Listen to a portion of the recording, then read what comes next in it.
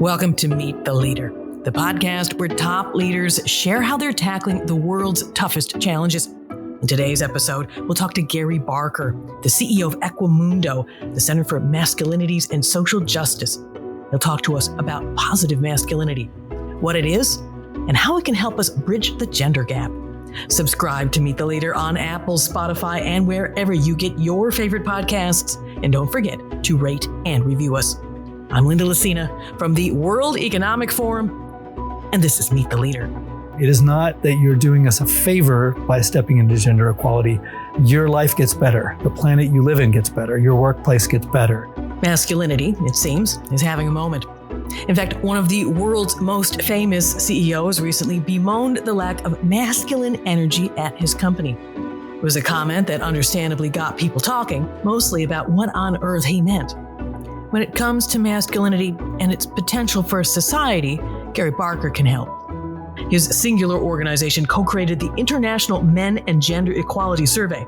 That is the world's largest data set on men, masculinity, and gender equality, and it also publishes the only global report on men's involvement on things like parenting, care work. Their work and research digs into this idea that is powering the zeitgeist now. What does it mean to be a man? What does it mean to be masculine? Is it masculine to be aggressive? In a time of political confusion and economic precarity, being a tough guy or even a bully might seem a natural way to get what you want, what you need. That said, Equimundo's work has found that both men and women prefer to be in places without that kind of energy. Or is a masculine energy something else? Could it be something powered by connections to others, was equitable or caring? I talked to Gary about what it means to embrace positive masculinity and how that won't just improve men and women's lives, but how it could lead to tackling bigger issues like engaging men in care work and equal pay, things that are critical to bridging stubborn gender gaps that our research here at the World Economic Forum says otherwise won't budge for more than a century. We'll talk about that, but first, he'll tell us more about positive masculinity. It's all around us all the time, which is men doing what good humans should do. Stand up when they see harassment or violence, be allies for gender equality broadly. They're our best selves in terms of doing our portion of the care work at home and supporting the care agenda. I would say all those three. Self-care, I would add to that as well, that we as men are not particularly good at. And often others pay the price when we do it. So yeah, self-care, doing the care work, being allies at work and beyond, being part of the gender equality agenda. That's all. You said that women's rights and the gender gap and all that can't happen unless we make sure that we sort of engage with men. Tell us a little bit about that and what exactly that means. Yeah. So what does it mean to engage men in the gender gap? There's a lot of men leaning in. Not a bad thing, not a bad place to start, but kind of I'm in gender equality for women. I'm okay with that as a starting point. We need that happening in workplaces, Houses of Parliament and Congress, voting for the stuff that men should do. We need men stepping out, sometimes not being in places of leadership because we need to make equal number of seats for women at the tables. But going beyond that is to say, want men to feel a stake in this, to say my country, my workplace, the bottom line, the well-being of, again, my workplace, the planet, my household is made better when men are part of this and men feeling that there's stake in this for me as well. That's it, really, is to go from there's a lot of guys ready to the, yes, I should do this. It's the right thing. I should say I do it. But to go a step further and say, you've got a stake in this world. It is not that you're doing us a favor by stepping into gender equality. Your life gets better. The planet you live in gets better. Your workplace gets better. I want men to feel that and to feel the benefit when it happens. And I want them to feel troubled when it doesn't. So it's moving from I'm doing a favor to I'm part of this. Tell us a little bit about Equimundo and what it does. Yeah, our predecessor organization we started in Latin America. Equimundo has been around now for 12 years with this lofty but we hope achievable goal that men and boys need to be part of gender equality and healthier ideas about manhood. We do research, some global surveys on what's up with men. We engage policymakers, media, others with the results of that. We do programmatic work where we evaluate whether different approaches, whether they're workplace-based trainings or engagement of fathers or work with young people or work with parents, actually lead to better outcomes. And if they do, we work with governments to scale them up. Third, we do advocacy in meaningful, evidence-based, large-scale ways. We're about 20 people scattered across 10 countries. We do part of our work in the US, and we partner in about 20 countries. Equimundo, you talked a little bit about the research. Equimundo publishes the State of the World's Fathers Reports, and that happens to be the world's only global report on men's involvement in parenting and care work. And so that's sort of an interesting thing. We talk about women being half the population, but so are men, especially their role in care work and fatherhood and all this. Why isn't this being tracked elsewhere? Yeah, good question. So why have we been measuring whether men are actually doing the care work?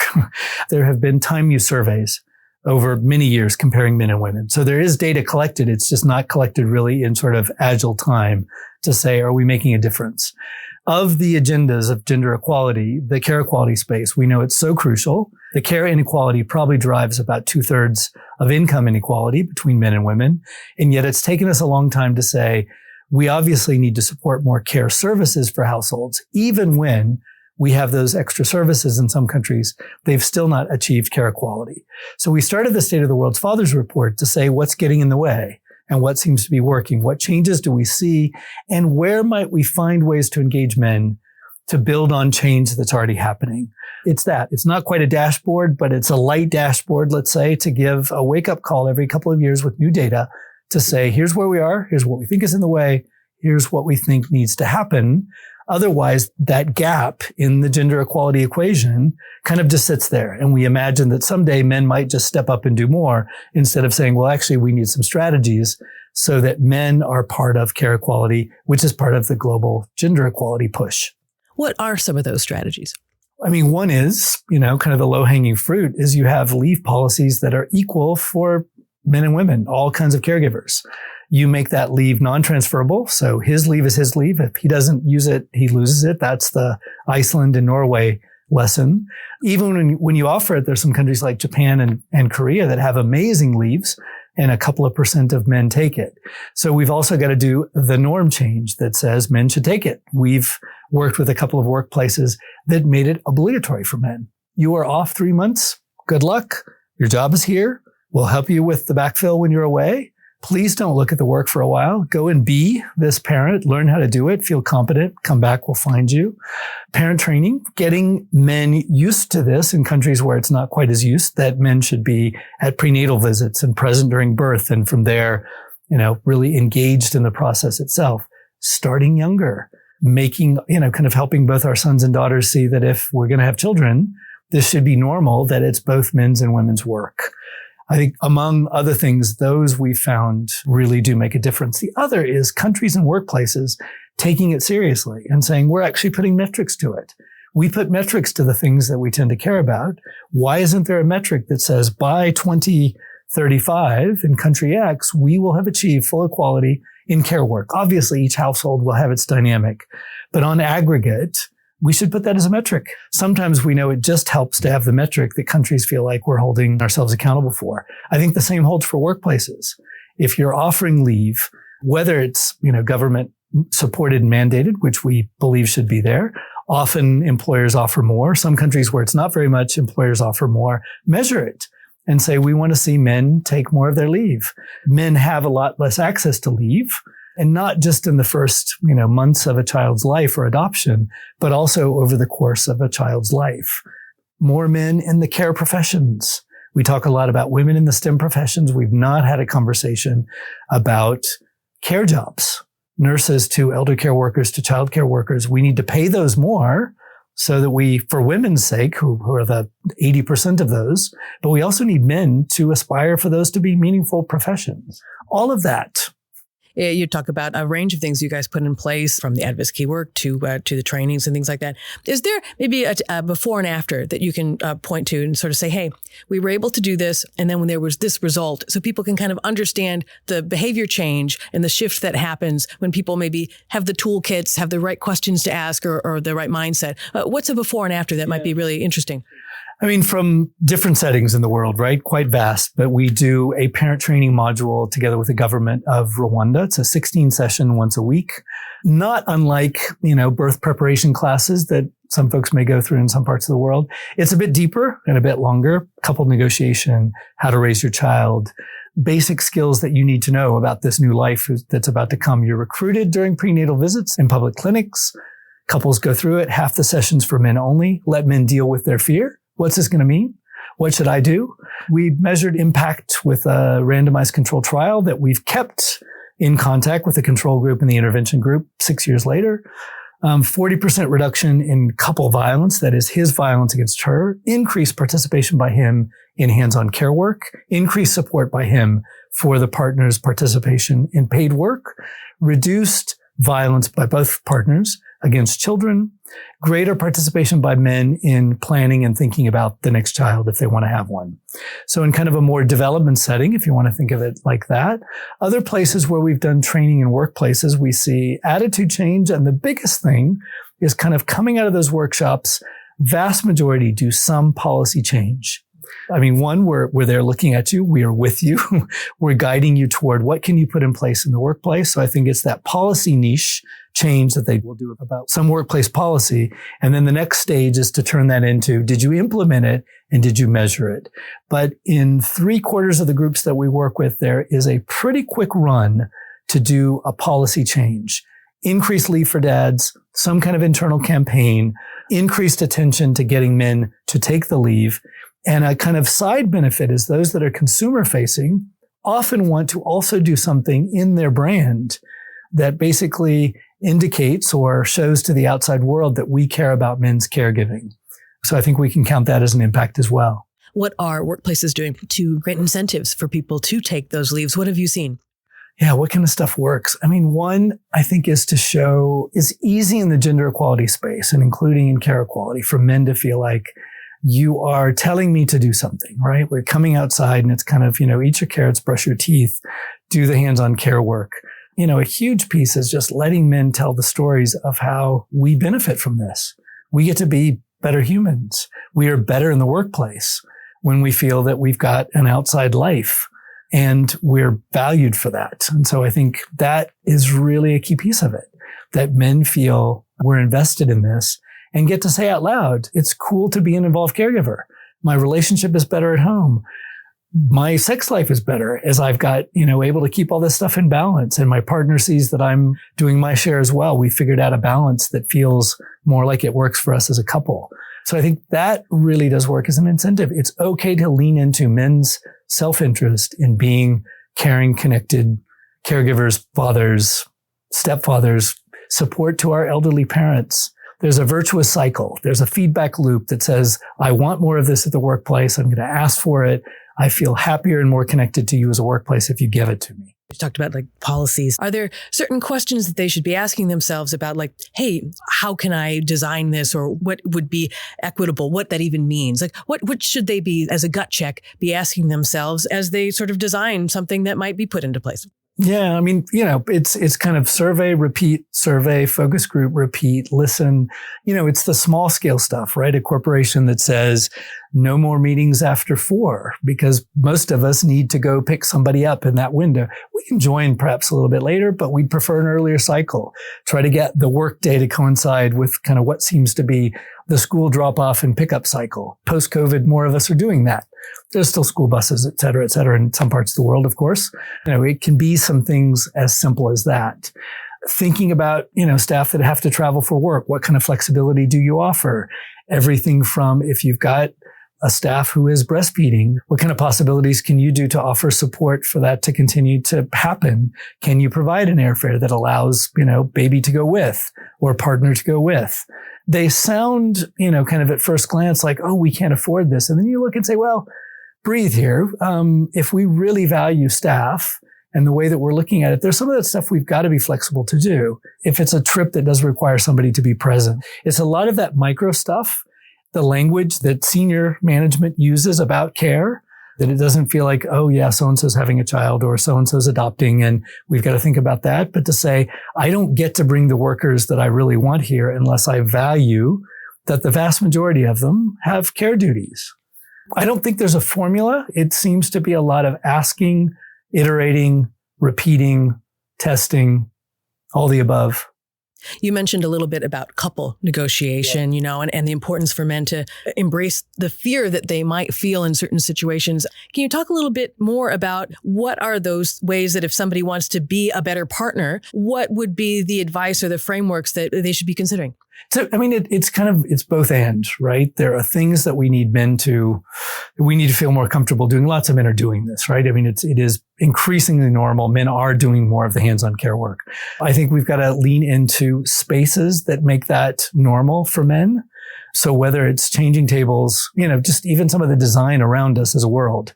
If you have male-female bathrooms, do you have a space where there's a changing table in the male restroom? Some of those, it's as simple as some of those sorts of things. Do you see other men doing it? Are there enough of you that it doesn't feel like, well, that's a weird thing that I'm doing? So both seeing ourselves leave the office because we've got care duties and not feeling like we're being delinquent at the workplace. How we tell stories of caregiving on television with the Gina Davis Institute. We did a study, and to see the normality of men doing care work. So I think there's things that I have to do as the one who wants to step into it, to claim it, to not walk away, to not find it easier that someone else will step in and do it, to learn and become competent at it, which is why first weeks after the birth of a child or adoption become really important, that men get our own competencies in that. So men have to step into that, but also those around men need to say, this is normal. Do it. Unearned praise. The other thing we often do is like a man carrying a baby. We go, wow, like as if, he's done something that no human male has done before, to say that's normal, like go for it. And then the spaces where we interact have to see us as we should be there. Is there something that you kind of see as like a holy grail? We really like to get there, but you think that might be one of the toughest nuts to crack? One is just that we pay care workers more, right? I think the valuation of care is probably, if I think of in economic terms, that will we as countries, individuals, households, now many households are already spending a third of their income in care. So we've got to think about the subsidies that need to be there. So I do think, as we talk to care systems directors in parts of the world, we've got to have the willingness, and that requires the corporate sector as well, to say we need a tax base that acknowledges the subsidies that child and elder care require. So that seems to me one of the biggest ones. Voters want it. Workers want it. Are we in corporate sectors and in policy sectors willing to pay for what care services require? I feel less resistance about men doing our part and more, are we willing to invest in the return that care services offer? And they do offer returns. ILO, International Labor Organization, has a tracker of what they show up in terms of results. Almost every care policy, expanding childcare, access to childcare with subsidies or paying for it directly, governments or the workplaces, or paid leave. It's about a 3-to-1 return on investment, just about any care investment. So I think the biggest question, I believe, is economic. If we fixed that, if we finally paid care workers enough and people didn't have to worry about, their elderly parent or their child or something, or gosh, someone gets a cold and how do they handle it? They have to leave work. How would the world change? Well, there's a wonderful thing called workplace equality. So more women in the workplace, salaries that approach equality with men. We've got plenty of data that men live longer, we're healthier and happier when we care for others. There's a cycle where we tend to pay attention to our own health and well-being if we are responsible for caring for somebody else. That's a good win. Child development, also all kinds of outcomes. We're looking a lot at boys' problems in schools. Men doing our share in the hands-on care of children, our children thrive. And I think there's some pretty compelling data, particularly from some parts of Europe, that where men do more of the care work and we achieve gender equality, we can look at the global champions, Iceland and other Scandinavian countries. There tend to be lots of positive knock-ons in terms of reduced violence, better public safety, like creating, it's kind of a vague one, but promoting caring ideas about manhood has all kinds of ripples that seems to create public good in addition to those goods for women, children, and men themselves. You're an academic, but there's a lot of different ways that your life and your path could have gone. What made you feel like, hey, you had a tipping point where like, there needs to be group and advocacy work and research done on this, and I'm the one who's going to help drive it. I think I've got a calling here. What was that tipping point? Holding a little baby Nina in my arms when my daughter was born 26 plus years ago. Went to Chicago to work on my PhD in child development. My partner's Brazilian. Brazil has 5 months paid maternity leave, 100% wage replacement. She was our main breadwinner, working as a therapist in a community public health clinic. And she said, they only give me 12 weeks of partial pay because you treat childbirth as a disease in this country. Like I don't have guaranteed leave. And we went, oh. So she said, you brought me to this backwards country. Who's going to do the care work here? As she was the main breadwinner, we needed that income. As I was doing my PhD, we said, I'm going to do part of the care work here. And feeling like, oh my God, what preparation is there for me to know how to do this? Most of it is stuff that we as men can actually learn, and it's not that difficult. It's acquiring a new skill set. It's kind of being willing that, that small human's needs take precedent over anything else you're doing. That is an amazing reset for men. And they're not ready for me as the man to be there, right? All the either I must be incompetent, so let me help you. That was that stuff, to more help given to me as a man than the woman who was carrying a baby next to me. And then how do you juggle that work life stuff? And so figuring out, women have been doing for this for decades. How do we get men into both the joy and the challenges of that hands-on care work? Wasn't one of those rational, A leads to B leads to C. It was, the freight train of a young couple, the beginning of their careers, trying to figure out how to make it happen economically and personally, and saying, I've got to do something about this. And also quite aware that in a child development program that looks at what helps children thrive, there's kind of not much mention of fatherhood. And saying, well, if we're to have a stake here, we've got to understand why it matters, what we can do, and how we change the systems around us so that men do it. And I have an amazing relationship with my daughter ever since.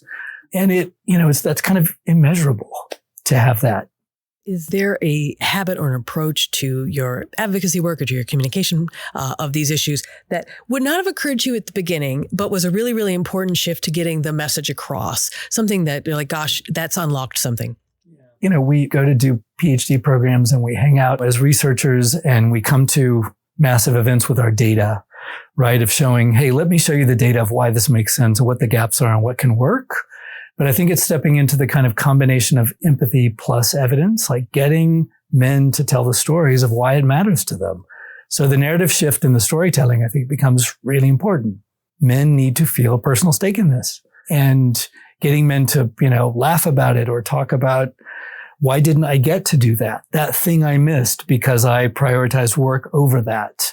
I think it's that. Let men step into the personal about it, which is often not easy. We're kind of socialized, and particularly in the kind of workplaces that we often are, we kind of think we don't have time for that.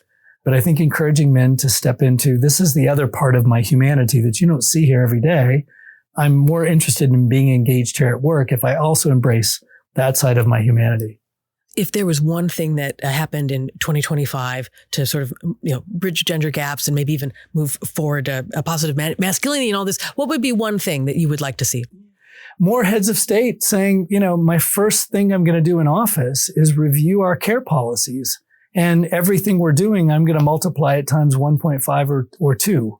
So to put at the beginning of a policy agenda would be fabulous to see more heads of state say the first thing we do is, it's not caring for us as a nation that's going to be in war against another. It's how do we care for each other as humans? So put care policies first. You've said that if men read more novels, that would have an impact on empathy. Can you tell us a little bit about that? Yeah, we talk a lot about, kind of men exercising our care muscles, right?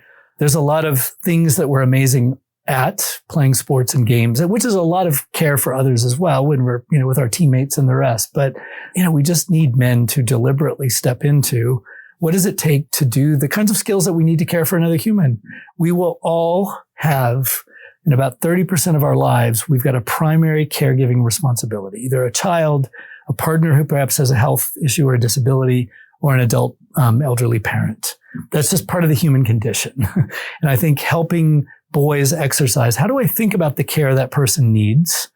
And how do I get better at it? How do I treat it as a skill and be able to have those basic things of what it takes to be a responsive, nurturing caregiver? I do think, that the kind of what novels and other kinds of storytelling does is you project yourself through the other. What is it that they're about? What do they need? And how can I step into that?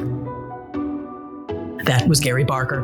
Thanks so much to him, and thanks so much to you for listening. To read our recent Global Gender Gap Report, go to the show notes of this episode. We'll make sure to have a link. And to listen to more podcasts, including my colleagues' podcast, Radio Davos, go to wef.ch/podcasts. This episode of Meet the Leader was produced and presented by me, with Jerry Johansson and Taz Kelleher as editor, with Edward Bailey as studio engineer in New York, and Gareth Nolan driving studio production. That's it for now. I'm Linda Lucina from the World Economic Forum. Have a great day.